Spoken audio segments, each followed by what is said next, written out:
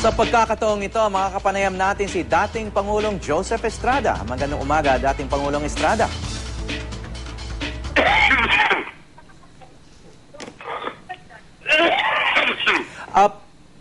Pangulong Estrada, magandang umaga po. Good morning, magandang umaga po sa inyo. Yeah, si Howie Severino po ito sa News to Go. Sir, kanino pong inisyatibo itong pagbuo ng United Nationalist Alliance? So, Well, I think it's an initiative of Vice President Bila and myself because we ran in the last election together. He was my running mate. And so we just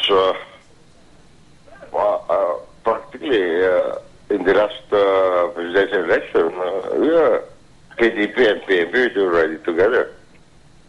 So we are just going to have a formal coalition this time.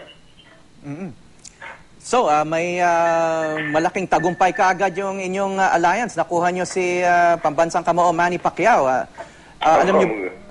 Alam nyo ba yung proseso sa pagkumbinsi sa kanya o madali naman na kumbinsi si Manny Pacquiao na sumali? Madali naman dahil kaibigan, kung ano si Manny Pacquiao, bago pa sumikat si Manny Pacquiao, kaibigan na natin, kaibigan ko na yan, pumunta sa akin sa Malacanang yan, mga araw pa.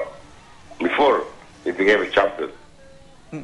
Okay lang pa po sa inyo na ang maging standard bearer ng una sa next presidential election ay si Vice President Jejomar Binay? Definitely. Siya na naging running mate ko. Siyempre, what's the next step for Vice President? To be President.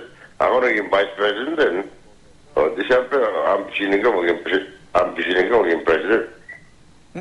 So, parang okay na okay. Wala namang panlaban kami kung hindi si Vice President Jejomar Binay. Sir, minsan nagiging issue yung age ng isang kandidato, no? Sa tingin mo ba si Vice President Binay ay fit pa rin? Hindi naman masyadong matanda para sa posisyon. Hindi, malakas si Vice President. Nag-jogging yan araw-araw, umaga. He's very fit mentally and physically.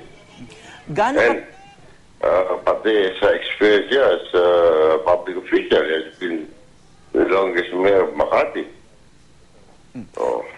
Gaano katotoo na sa Maynila na kayo tatakbo bilang alkalde? Ayan, malalim ko pang pinag-iisipan dahil sa maraming tigang Maynila na pinipilit akong tumakbo dahil nga daw yung Maynila ay napag-iwanan na capital city ng Pilipinas. Napag-iwanan na ng Makati, napag-iwanan na ng Quezon City, napag-iwanan na ng Taguig, ng Caloocan, ay nakapanginayang daw Maynila.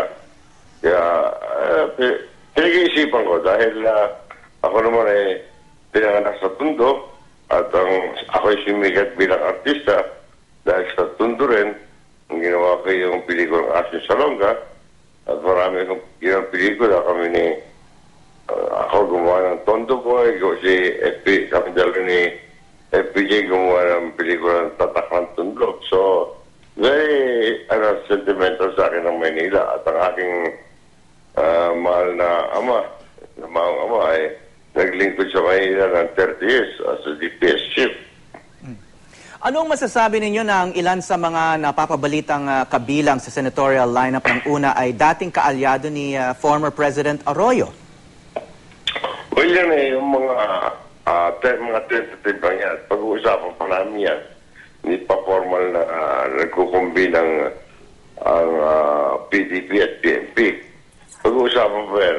Ang criteria siguro, number one, na kahit na alay ni GMA ay dapat hindi involved, hindi nakasangkot sa mga katiwalian sa graph of corruption nung administrasyon ni GMA. Okay, so yun ang inyong kondisyon para sumali sa lineup? Yun never been involved in any graft corruption. Ano ang masasabi ninyo sa takbo ng politika sa ating bansa ngayon? Well, maganda naman. Talagang democracy is being practiced ngayon. At pati ang ating impeachment, maganda handling ng ating mga senador na pinangungunahan ng presiding officer na si Senate President Juan Ponce Enrile nakikita naman kung paano niya patakbo yung impeachment at naniniwala ang taong bayan sa kanyang patakbo na talaga fair at saka impartial ang kanyang mga palakad sa impeachment, Senate Impeachment Trial Court. Isa na kayo sa mga senior politicians ng ating bansa. Wala kayong balak magretiro sa politika?